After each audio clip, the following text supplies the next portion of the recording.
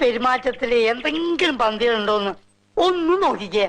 അങ്ങയുടെ സുരക്ഷ ഞങ്ങളെ പോലും സംസാരിക്കാറ് അനുവദിക്കില്ല അങ്ങോട്ട്.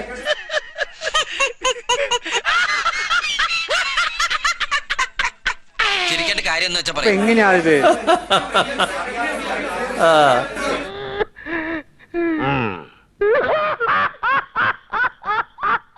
ആശുപത്രിയിൽ ഒന്നും കാണിക്കായിരുന്നില്ലേ? ഇത് ഭ്രാന്തല്ല. എന്തോ കുഴപ്പമുണ്ടല്ലോ. ഇപ്പോഴും ഒന്നും മിണ്ടുന്നില്ലെന്നേ ഉള്ളൂ, അല്ലാതെ വേറെ ഞാനക്കിടന്നില്ല. മിണ്ടുന്നില്ലേ? ഒരടവും ഫലിക്കാതെ വരുമ്പോ പൂഴിക്കടകൻ നീ കേട്ടിട്ടുണ്ടോ? അവസാനം ഞാൻ അവനെ ഇറക്കി.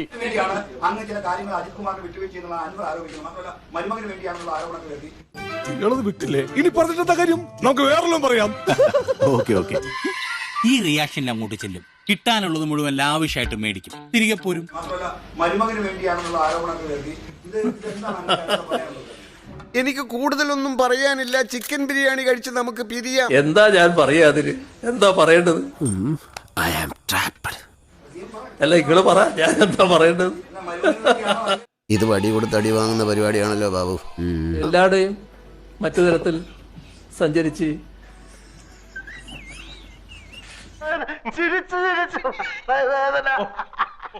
ഞാനിവിടെ